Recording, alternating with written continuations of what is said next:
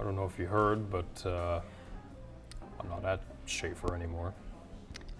Yeah, I did hear that. Did you quit? Not exactly.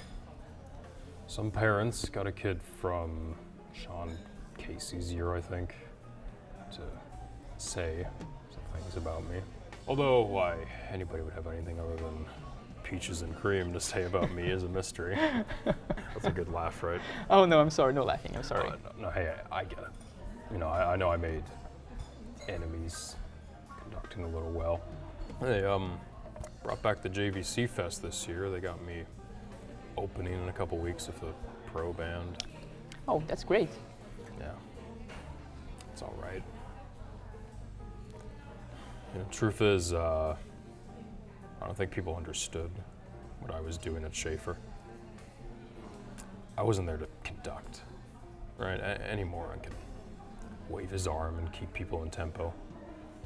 No, I was there to push people beyond what was expected of them. You know, I believe that is an absolute necessity. Otherwise, we are depriving the world of the next Louis Armstrong, the next Charlie Parker. I told you the story of how Charlie Parker became Charlie Parker, right? Joe Jones threw a cymbal at his head. Exactly. Parker was a young kid, pretty good at the sax. Gets up to play at a cutting session, and he messes it up. And Jones nearly decapitated him for it. And he's laughed off stage. Cries himself to sleep that night. But the next morning, what does he do? He practices. And he practices, and he practices with one goal in mind, never to get laughed at again. And a year later, he goes back to the Reno and he steps up on that stage and he plays the best solo the world has ever heard. So, imagine if Jones had just said, well, that's okay, Charlie, that was all right. Good job. Well, then Charlie thinks to himself, well, I did do a pretty good job.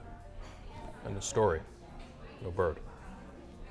Now, that to me is an absolute tragedy. But that's just what the world wants now. No wonder why jazz is dying. And every Starbucks jazz album proves my point, really. There are no two words in the English language more harmful than good job.